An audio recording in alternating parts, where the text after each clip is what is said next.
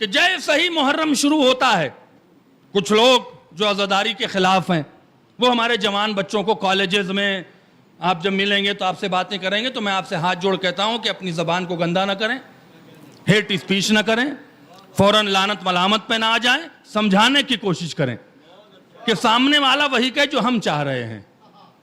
توجہ فرمائیں۔ مثال کے طور پر کسی جوان بچوں سے یہ سوال ہو سکتا ہے، محرم شروع ہوتے ہی باتیں آ جاتی ہیں کہ بھائی ماتم قرآن میں دکھاؤ، کالا کپڑا قرآن میں دکھاؤ، عزاداری قرآن میں دکھاؤ، مجلس قرآن میں دکھاؤ۔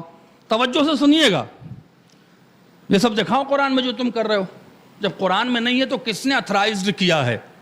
اس کا مطلب تمہارا سارا یہ عزاداری کا جو سسٹم ہے ان لیگل ہے۔ ان لیگل اس لیے کہ قرآن نے اتھرائز نہیں کیا ہے۔ کوئی آیت دکھاؤ کہ تم رو رہے ہو، گریا کر رہے ہو، قرآن میں کہاں لکھا ہے گریا کرنا؟ قرآن میں کہاں لکھا ہے کالا کپڑا؟ قرآن میں کہاں لکھا ہے ماتم کرنا؟ ہم پریشان ہو جاتے ہیں، ہمارے بچے پریشان ہو جاتے ہیں۔ وہ کیا کہتے ہیں؟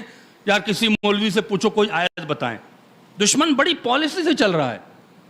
اگر کوئی کمزور مولوی آیا اس نے دو چار آیتیں سنا دی، آپ نے جیسی جا کے کہا تو یہی تو میں چاہ رہا تھا کہ تم کہو، اس کا مطلب تم شیعہ لوگ قرآن کا غلط ترجمہ کر رہے ہو۔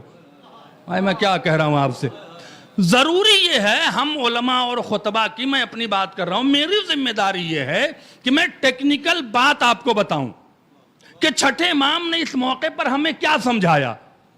چھٹے امام نے کہا جب تم سے دشمن سوال کرے تو اس کے سوال میں صداقت نہیں ہے۔ میں کیا کہہ رہا ہوں آپ سے؟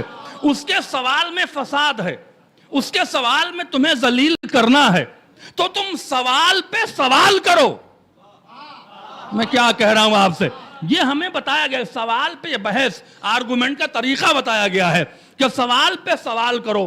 مثال کے طور پر میرے جوان بچوں، اگر کوئی تم سے سوال کرے کہ تم کالا کپڑا کیوں پہنتے ہو، ماتم کیوں کرتے ہو، روتے کیوں ہو، قرآن میں تو نہیں ہے، جب قرآن میں نہیں ہے تو اتھرائزڈ نہیں ہے، ان لیگل ہے اور ان لیگل کام کرنا جائز نہیں ہے، تو آپ پلٹ کے پوچھیں کہ جس طرح تم نماز پڑھتے ہو قرآن میں ہے؟ میں کیا کہہ گیا آپ سے؟ صلوات پڑھیں نا محمد وآل محمد پر۔ کس نے ٹائم نماز کا معین کیا؟ قرآن میں ہے ٹائم 7:30 بجے کا۔ تم حج کرنے جاتے ہو، اللہ حج کا تذکرہ تو کرتا ہے کہ ہم نے کعبے کو بنایا طواف کرنے والوں کے لیے، کیا 7 چکر دائیں لگائیں کہ بائیں لگائیں؟ قرآن میں ہے۔ میں کیا کہہ رہا ہوں آپ سے؟ روزہ کتنے وقت کھولا جائے، کتنے وقت بند کیا جائے؟ قرآن میں ہے۔ لکھا ہے کہیں کہ تکبیرۃ الاحرام کہو، اس کے بعد سورہ حمد پڑھو، لکھا ہے قرآن میں؟ قرآن تو صرف کہتا ہے نماز قائم کرو، نماز قائم کرو۔ مومنین نماز قائم کرتے ہیں، نماز کا تذکرہ ہے، لیکن نماز کے طریقے کا تذکرہ نہیں ہے۔ میں کیا کہہ رہا ہوں آپ سے؟ کہیں دکھا دیں آپ کہ پہلے حمد پڑھو، پھر دوسرا سورہ پڑھو، پھر 1 رکوع کرو، پھر 2 سجدہ کرو، 4 رکعت پڑھو، مغرب کی 3 رکعت پڑھو، عشاء کی 4 رکعت پڑھو۔ تو اس کا مطلب کہ نماز قرآن میں جیسے مسلمان پڑھ رہے ہیں نہیں ہے۔ جب نہیں ہے تو کس اتھرائزیشن کی بنا پہ پڑھ رہے ہو؟ میں کیا کہہ رہا ہوں آپ سے؟ کس نے تمہیں اتھرائز کیا کہ قرآن میں نماز نہیں پھر بھی پڑھ رہے ہو؟ اس کا مطلب یہ ہے کہ نماز تم نے قرآن سے نہیں لیا۔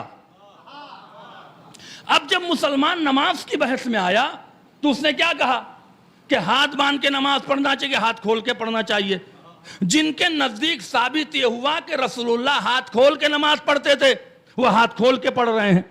توجہ کیجئے گا، بہت باریکی تک لے آ رہا ہوں۔ جس کے نزدیک یہ ثابت ہوا کہ ہاتھ باندھ کے نماز پڑھنا چاہیے، وہ ہاتھ باندھ کے پڑھ رہا ہے نماز۔ قرآن میں نہیں لکھا ہے کہ ہاتھ باندھ کے پڑھو کہ ہاتھ کھول کے پڑھو، رسول نے بتایا۔ اس کا مطلب مسلمانوں نے نماز قرآن سے نہیں رسول سے لیا ہے۔ ہم میں تم میں فرق یہ ہے کہ تم صرف رسول سے نماز لے گئے، ہم نے نماز بھی لیا، ہم نے عزاداری بھی لیا۔ صلوات پڑھیں محمد وآل محمد پر۔